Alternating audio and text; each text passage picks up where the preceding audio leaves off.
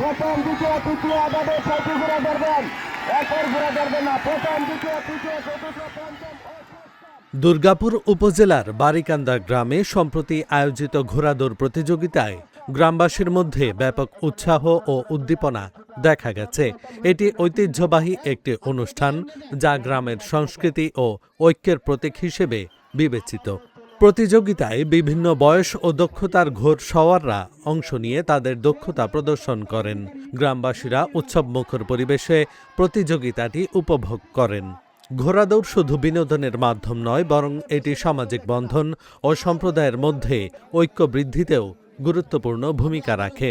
বারিকান্দা গ্রামে এই আয়োজন প্রতি বছর হয়ে থাকে, যা গ্রামের মানুষের মধ্যে ঐক্য ও আনন্দের সঞ্চার করে।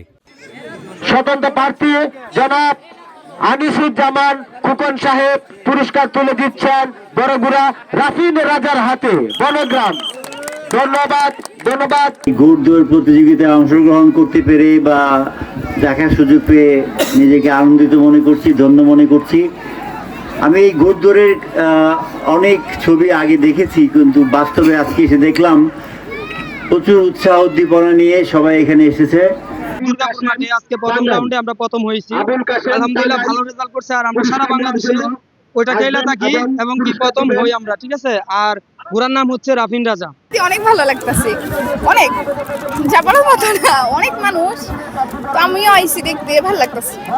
এই এলাকায় প্রতি বছরে আমরা স্থানীয়ভাবে এলাকাবাসী ঘোড়া দৌড় দিয়ে আমরা আনন্দদায়ক করতে ঘোড়া দৌড় দেখতে আসছি আর কি। এমন ঘোড়া দৌড় তো খোলা বলে আছে দেখার জন্য অনেক ভালোই লাগছে। আর আমাদের বাড়ি তো পাশের গ্রামে, ঠিক আছে।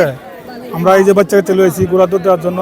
আমাদের এখানে প্রতি বছরই এই ঐতিহ্যবাহী ঘোড়াদৌড় হয়, আমরা এখানে প্রতি বছরই দেখতে আসি, এখনো আসছি, খুব ভালো লাগছে।